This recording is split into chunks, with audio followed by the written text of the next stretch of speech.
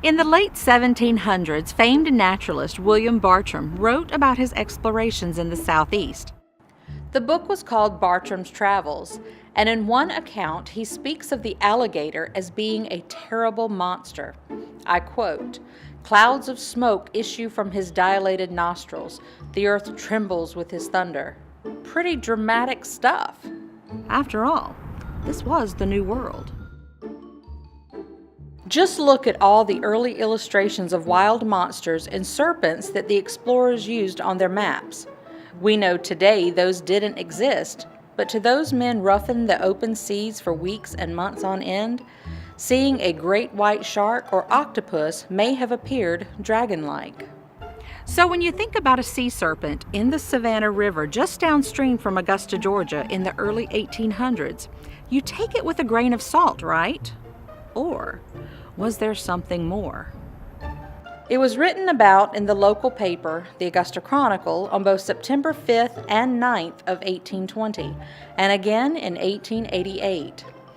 In an excerpt from the article, the Chronicle writes, "The monster in the deep has at last made its appearance in the Savannah River. He was discovered coming up about 5 o'clock on last Thursday and was witnessed by several respectable citizens of this place. His gait appeared to be slow but regular. We had not an exact view of him, but from appearance, he seemed to be about 60 feet in length.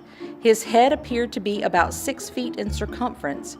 He appeared and disappeared at intervals of about 10 minutes. He seemed to be of various colors." Now that does sound pretty amazing. I mean, we are talking about a giant creature with a head the circumference of about 6 feet. I mean, that is huge.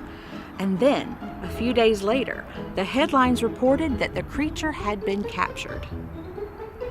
Again, according to the Augusta Chronicle, "In endeavoring to force himself over the shoals, he foundered and laid high and dry, exposed to the entire observation of a vast multitude of every age, sex, and condition, who thronged in tumultuous disorder to see this wonderful and formidable production of nature." Now from there, accounts get pretty gruesome. When you don't know what something is, well, what do? Well, according to this crowd, you kill it. Yes, again, as quoted, "An Alabamian of Herculean stature succeeded in bestriding his aquatic adversary and inserted his thumbs into his eyes."